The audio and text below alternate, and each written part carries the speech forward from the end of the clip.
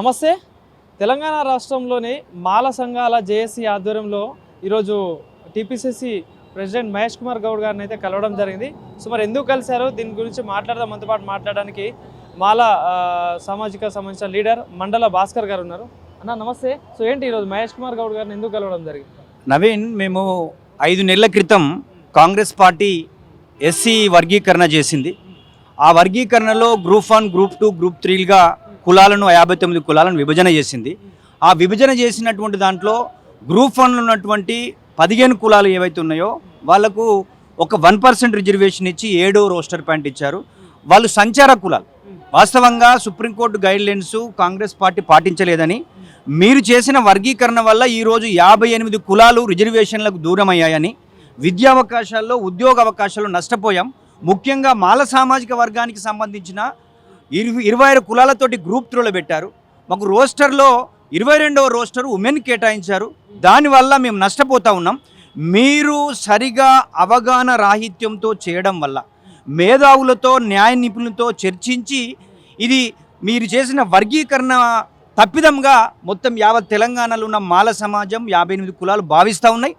మీరు 5 నెలల్లో మీరు చేసిన వర్గీకరణ వల్ల 4వ తరగతి నుంచి PhD వరకు ఉద్యోగ రంగంలో ప్రమోషన్లు కూడా కోల్పోయినటువంటి పరిస్థితి ఉంది. ఏం చెప్పింది సుప్రీంకోర్టు అంటే, జనాభా లెక్కలు తీసుకోమన్నది, ఎవరు వెనుకబడ్డారో వాళ్ళకి ఎక్కువ రిజర్వేషన్ ఇవ్వమన్నది, క్రిమిలేరు పాటించమన్నది. ఇవన్నీ ఏం చేయకుండా రేవంత్ రెడ్డి గారు మన వర్గీకరణ చేసేశాడు. దీన్ని యావత్ తెలంగాణలో మానవ సమాజం కానీ 58 కులాలు కానీ వ్యతిరేకిస్తున్నాయి.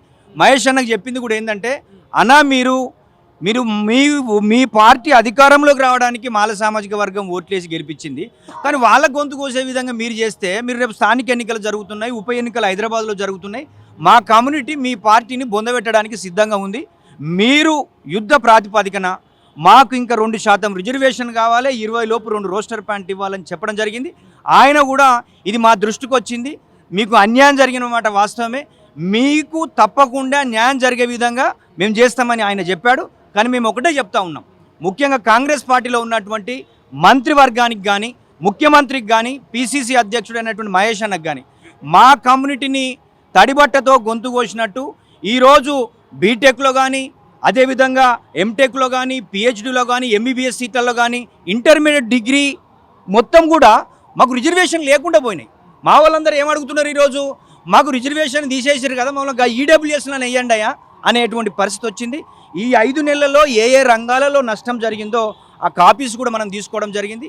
వాళ్ళు ఇచ్చిన రోస్టర్లో కూడా అన్యాయం జరిగిన విషయాన్ని వాళ్ళకు చెప్పడం జరిగింది. తప్పకుండా కాంగ్రెస్ ప్రభుత్వానికి, రేవంత్ రెడ్డి గారికి, మహేష్ కుమార్ గారికి మేము ఒకటే చెప్పదలుచుకున్నాం, మీరు గిట్లా ఈ రోస్టర్ పాయింట్ను మార్చకపోతే, 2% రిజర్వేషన్ను పెంచకపోతే భవిష్యత్తులో మా కార్యాచరణ ఉంటుంది.